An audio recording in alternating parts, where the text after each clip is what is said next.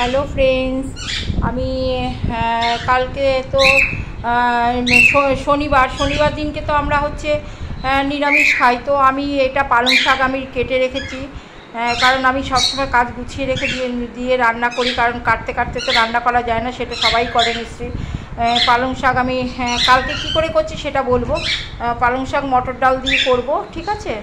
তো আমার এটা একটা সবজি হয়ে গেল। আর এটা হচ্ছে আমি এটা একটু ভাজবো একটু আলু দিয়ে, আর এটা হচ্ছে তেল পটল করব। আর সয়াবিনটা হচ্ছে টক দই আর এ দিয়ে সমস্ত মশলা দিয়ে তন্দুরি করে ফেলবো সয়াবিনটা, সয়াবিনটা একটুখানি আমি দেখাবো কী করে করছি। আমি তন্দুরি করে ফেলবো সয়াবিন তন্দুরি, হ্যাঁ আমি দেখাবো ওটা।